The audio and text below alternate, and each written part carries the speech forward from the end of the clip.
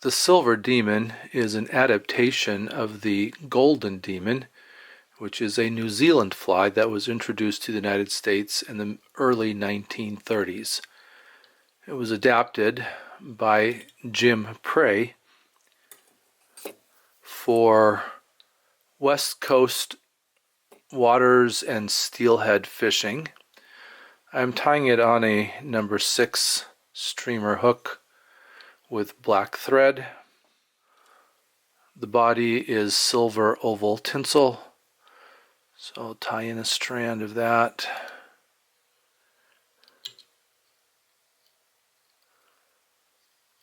The tail is red hackle barbs, so I'll just grab a pinch of those off of this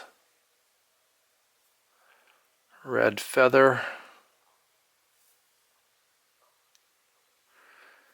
and tie those in on top of the tinsel.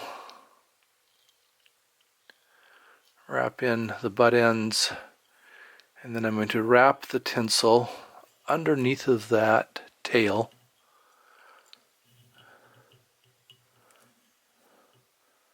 Back down the bend of the hook a little ways.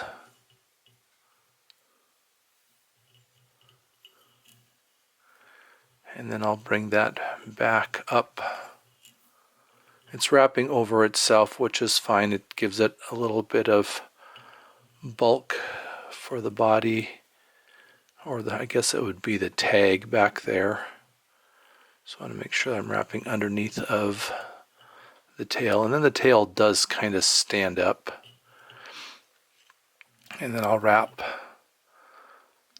up over that where I've wrapped in that tail feather, and that'll give it a little bit of bulk for the body of this streamer fly. And now that I'm up here where I've run out of that tail feather, I'm going to go ahead and wrap in a few more layers of the black thread just to give myself a little bit thicker body. So in the early 1900s, it was commonly thought that you could not use flies for steelhead, that they just wouldn't bite them. And Jim Prey pretty much set out to disprove that, tying a number of different styles of flies for steelhead fishing on the United States West Coast. This one was a fairly popular fly, introduced in 1935. Go ahead and finish wrapping the body with the oval tinsel.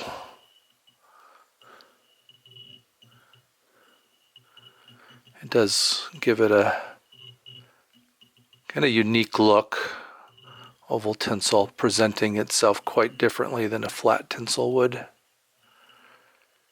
And I think I'm far enough forward where I'll be tying in wings and front hackle.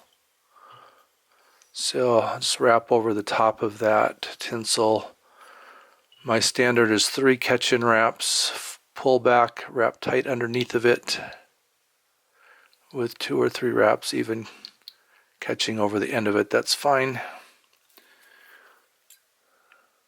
Clip out the extra.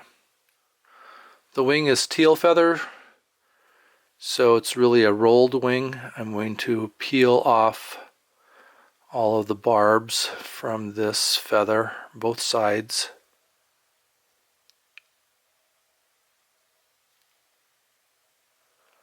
Try to keep the tips even. So that'll make up half of the feather, half of the wing. Pull the stem away from the barbs on the other side.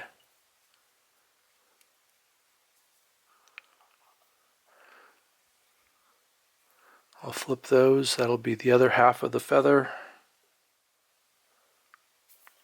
And I just stack them together and then tie over the butt ends, catch them in, wrap up over them tight so they don't pull out.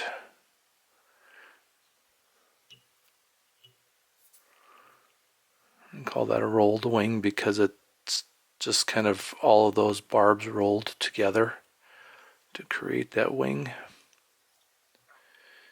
And then I'm using this red, dyed red. Just find a feather in here that's got hackle barbs long enough. So this is a rooster feather, but has the long, very soft kind of barbs on it. So I'm just going to go ahead and peel off the fluff from the stem end just so I have that end to work with. Turn it around, grab the tip,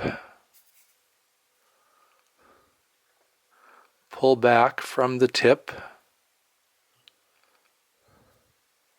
to isolate just the tip of that feather. And then I'm going to cut that flat and create that little tie-in triangle.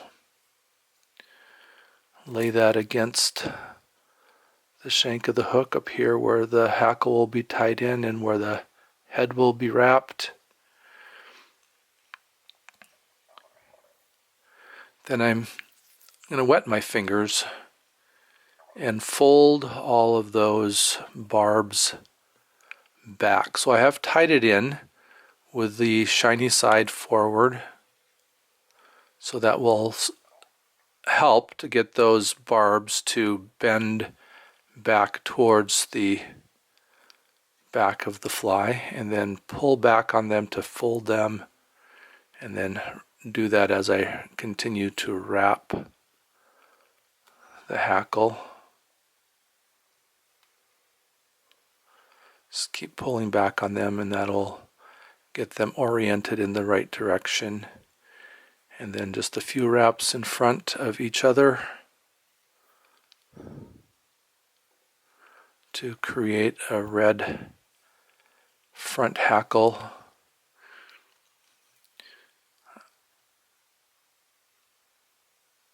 I am using the rooster because I want the thinner barbs, but because it is off the side of that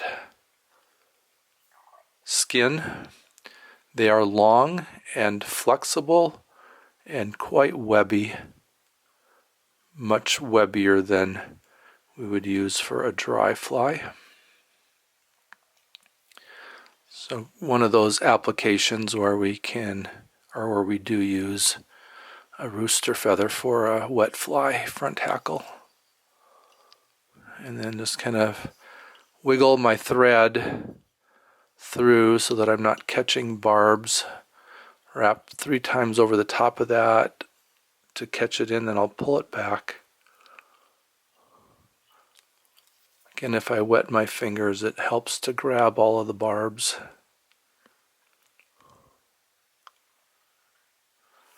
And then I can just wrap up over that, kind of the middle really of that hackle feather, to start wrapping the head.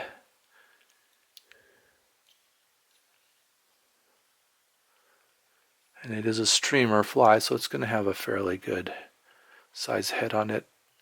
It's a pretty stiff racus, so I'm going to have to just reach in as close as I can get to clip it off. And then finish wrapping over that.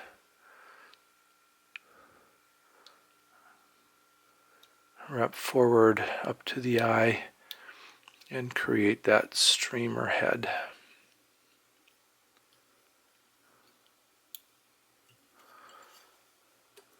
Go ahead and put a whip finish on it.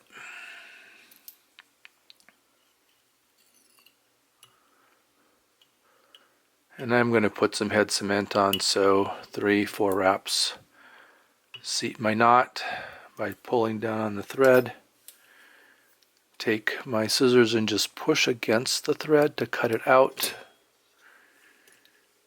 And then whatever head cement, I'm sure that in the 1930s it would have been lacquered. I'm going to go ahead and put a drop of diluted goop on the head. That'll make sure that that knot doesn't come undone. I do want to make sure that the eye is clean, and so I'm going to just take a tip of a hackle feather and pass it through the eye. And that'll clean it out and make sure that it is tippet ready.